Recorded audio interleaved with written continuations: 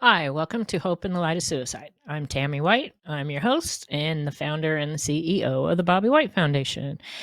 Um, Very first, I want to get done because it's extremely important. We would not be here without Area 52 TV. I want to thank John Gaston for his number one idea for the show and pushing me to do it and continued support. He's great. And we have Joseph behind the scenes again today. And I want to thank Joseph, because we wouldn't be able to do this if it wasn't for them. And I also want to thank Delynn Gaston with the mortgage firm, Anything Mortgages. Things are really kind of crazy out there right now. And a lot of people, you just don't know what's going on and what's going to happen. But she can help you with any of your mortgage questions, ideas, anything, and really make you feel good and safe, and that you're going to be on the right track. So contact Delynn Gaston for that. So we have this coming up week, the support group for Newport Richey at the Oasis Coffee Spot.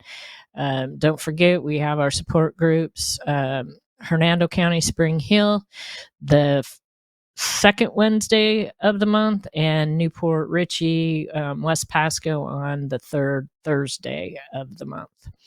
So if you have any questions, just contact the foundation. You can either call or email or message, and we can get you going in the right direction. We're still working on trying to get a West Pasco group going. I'm hoping by summertime we can have that third group going, so that we will have easier, good coverage for our area. So with that, because I know I'm not going to get through everything again, but we're going to do our best. So I mentioned last week, and I'm really excited that I'm going to be going out to Colorado in October to do the training with Dr. Wolfelt at the Center for Loss and Life Transition. We have the website here. You can go on to the website and get, he's got his bookstore. He has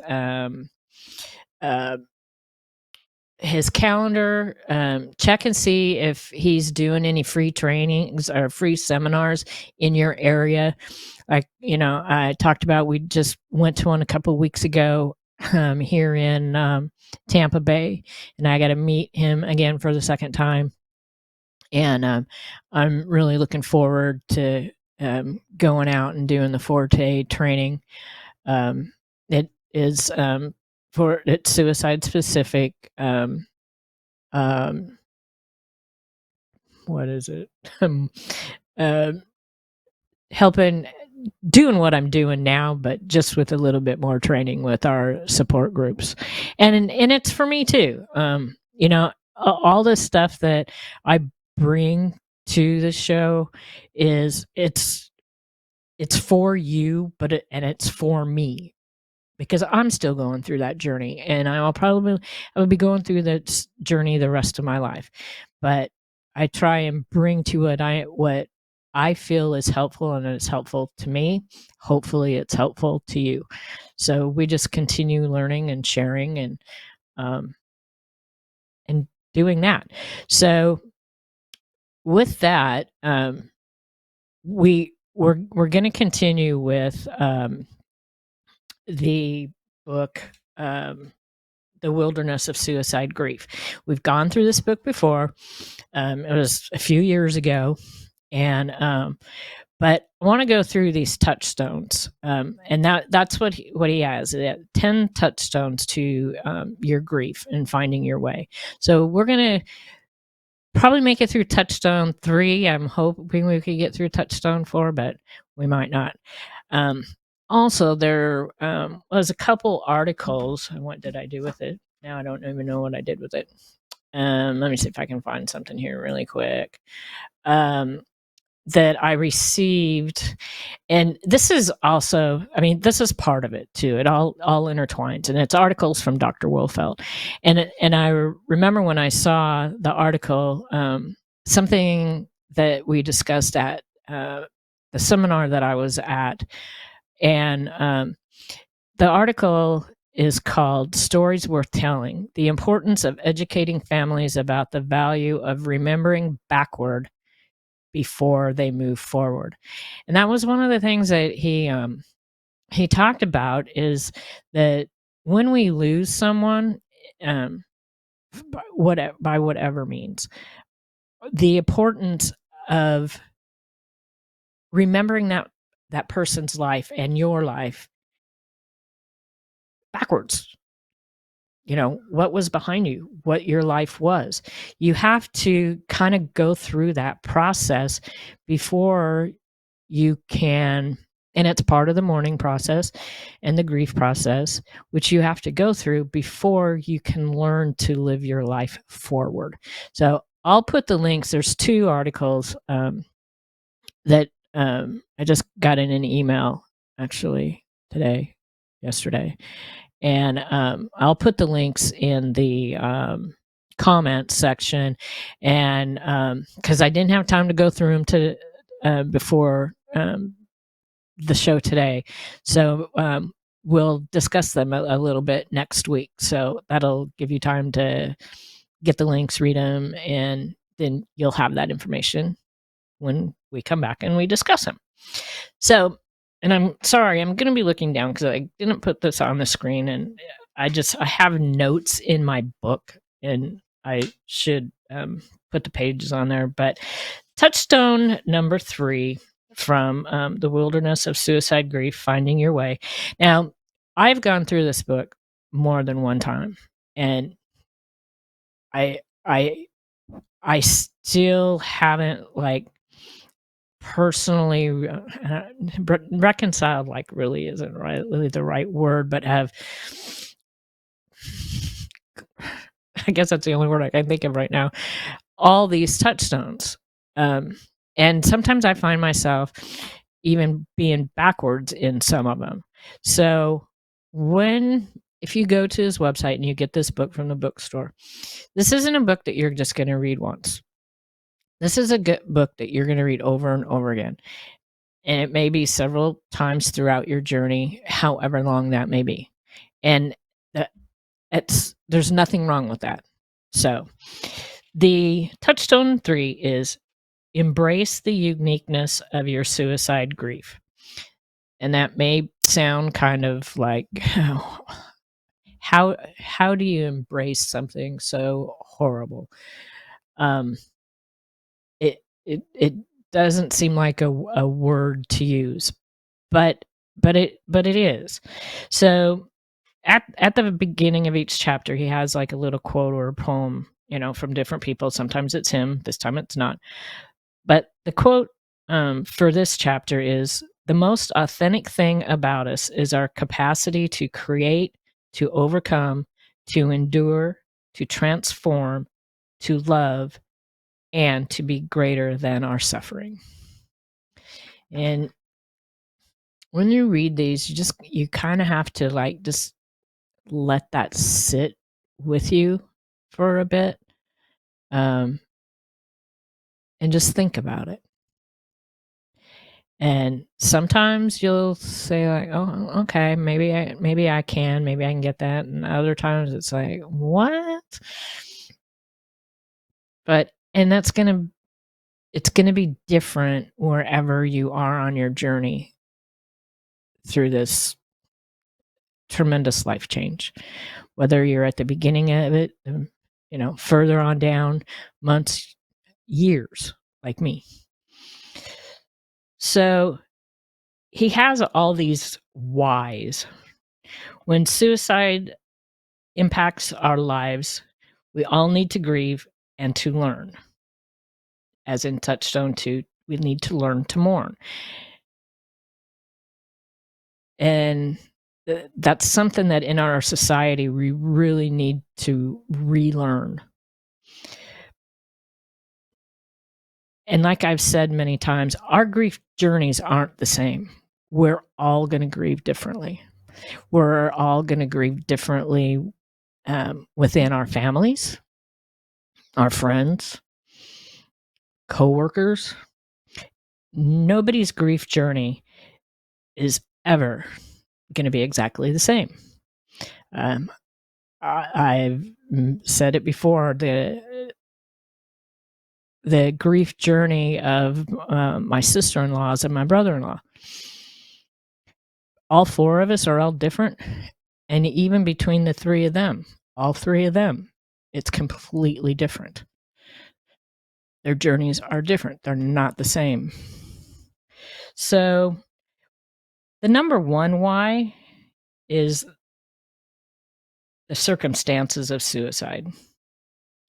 Suicide death is often, it's very traumatic. There's the shock and stigma.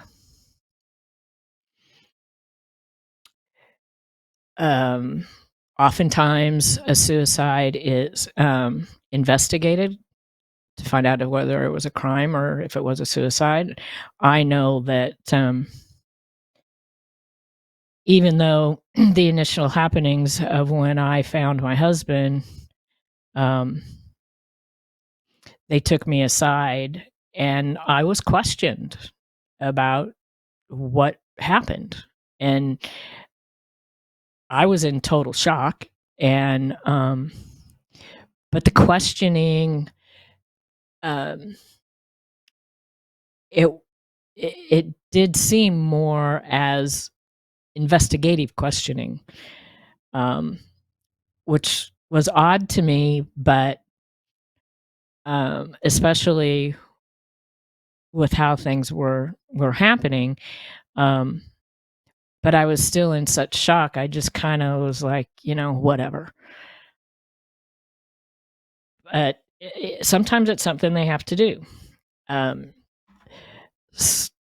Sometimes I think that maybe that it's getting better. Sometimes there's issues with life insurance. Some of the policies are changing now, but back when Bobby died, the policy that I had for him, suicide was excluded, and so wasn't alcohol. If alcohol was part of the means, so right there, two things. His life insurance policy didn't pay out because he took his life and of his blood alcohol content at the time. And it happens, quite often. Like I said, thankfully, some of the laws are changing and some of the policies are changing. So hopefully we get there a little bit, a little bit better. I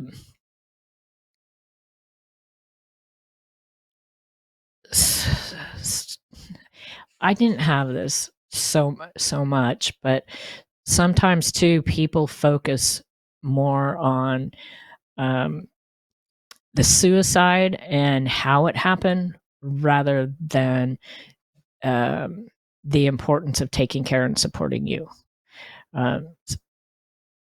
Some people are ignorant, and I'm sorry, that's just the way that I have to say it. And they'll want to know, and sometimes the first things out of their mouth is, well, how did they kill themselves? And to me, it's like, number one, it's none of your business, and why does it matter? But that's just the way some people are. Fortunately, I mean, I don't recall that happening. If it did, it was extremely few or very rare. So I was fortunate, that way. But some people aren't. So there's a multitude of challenges, especially at the beginning, and your challenges are going to be unique to you and your situation. And that is going to, he uses these metaphors, and I really like him. And that's part of what has drawn me to his way of explaining things and going through the journey of grief. So, whatever your challenges are, that's going to shape how you go through your own journey. And it's your own journey. So, the second why is the relationship you had with the person who died by suicide. And there's several, things here, whether I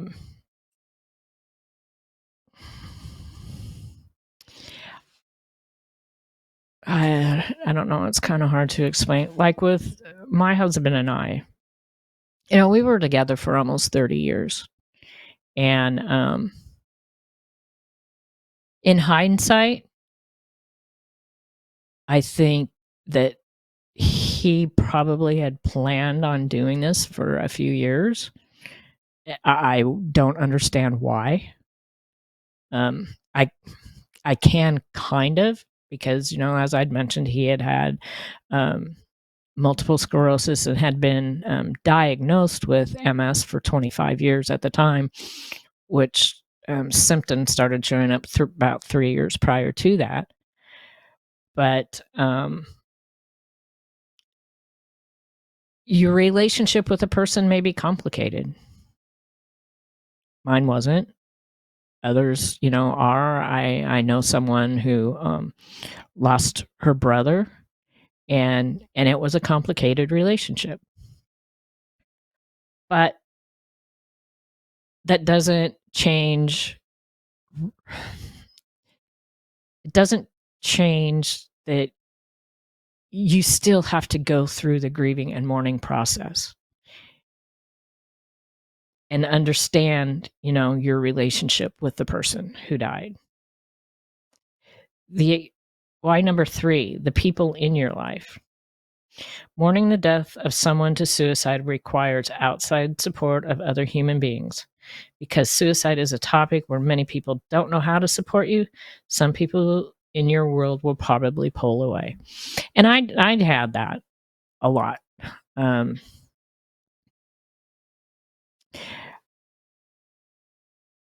Mostly it was his friends, which were coworkers. In the beginning, not so much, but it started slowly, and then now they're gone. So sorry about the noise. That was my cat in the background. Some people stick around and help you, but the main thing is you need to be careful, because there are good and compassionate people within your circle, even if it's just one person who can be supportive. And that is so important. I have that person. I have a couple, 3 maybe, but one that has been super supportive, because she calls me every single day if I don't call her. On days that are hard, anniversary days, or something that holidays or whatever, anniversary dates, which is coming up here pretty soon. She calls and she'll do a wellness check. And that's what she says. Calling, doing a wellness check on his birthday, different times. And it really just takes that one person that'll be there for you and just listen to you.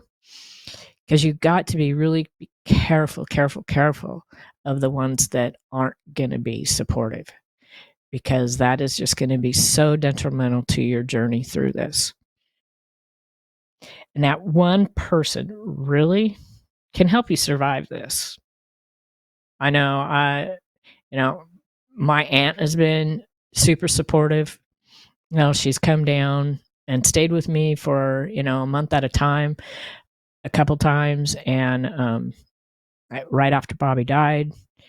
And a couple of years later, when I was going through the depression, and actually the year after, we went on this huge, crazy trip around Florida. But you need those people, and there are people they're not going to be in front of you on this journey. They're not going to be behind you on this journey. They're going to be beside you on this journey, and they'll be there to listen to you. They will really listen.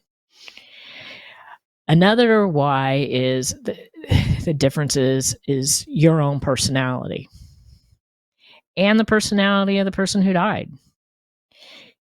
Your personality is unique. My personality is unique. So that leads back to our journeys are going to be unique. They're going to be different than each other's. And we've said it a lot. There is no right way to mourn. It's going to be a unique journey. Uniqueness of the person who died. Authentic mourning requires you be open about what you missed and what you didn't miss. The only person responsible for this is the person who took their life. And that actually is a touchstone further up. But it kind of intertwines with that one too.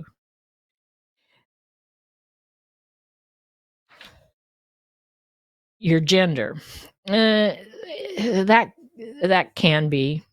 Men tend to be more stoic about their feelings, where women sometimes are more open, but that's not always the case, and so you can't really generalize that. And sometimes there's just too much made about the differences in genders and how we grieve and how we mourn, and our organic capacity to do that. Yeah. A big one is your cultural, ethnic, and religious and spiritual backgrounds. In some cultures, suicide is strictly taboo, and and religions. It is changing a bit. I see it here locally within at least one of our Catholic churches is one of our partners who has our folders, our purple folders, and I've spoken at different events that they've had, and they're very open to educating people and helping them. Which I'm really happy about. My husband was raised Catholic, even though he said he wasn't Catholic anymore. Yeah. And one thing about it, if you do lean towards your church or your clergy, and they are not supportive, they condemn suicide, find another place to go that will support you. You don't have to stay with them. You need to find the support. And like I said, that is changing a bit. Other changes and crises that happen during this journey, your life changes. With me, we lost one income. I was self-employed. The life insurance didn't pay out. I felt like, I was by myself because it was just my husband and I. I have family here, his family, and I have friends, but, just everything changed. And you have to allow yourself just to be patient and try and be nurturing to yourself. And believe me, at this time of the journey, that is hard. It is so, so hard. Funeral rituals. This is really important because this is one of the things that Dr. Wolfelt says is that, we've really gotten away from is celebrating the life of the person who died. And whether it's a funeral, we had a big party in our backyard. Not quite less than a month afterwards, big barbecue and bonfire, something that Bobby would have liked. And my aunt and I put together a memorial garden. So every April, I refresh the memorial garden. And that's my way of celebrating my husband on the anniversary of his death. His sister used to help me. She's gotten so busy now. But so we made it almost all the way through. We'll do it real fast. Your physical health is really important. And that's going to change when you go through a traumatic death. So you really have to take care of yourself. It is so important. Your immune system breaks down. You got to take care of yourself. So with that, we did get through this one. So the quote for this week is be the one to follow up. Yep. Check in with the person you care about on a regular basis. Make contact with a friend in the days and weeks after a crisis. Can make a difference in keeping them alive. Be the one to follow up. That's the 5 be the one twos we did for the 5 weeks. I'll recap those next week. But in the meantime, make sure you put the lifelines in your phone. The text 9888, you can call or text. Keep these in your phone. You never know when you are going to be the one to bring hope. Thank you.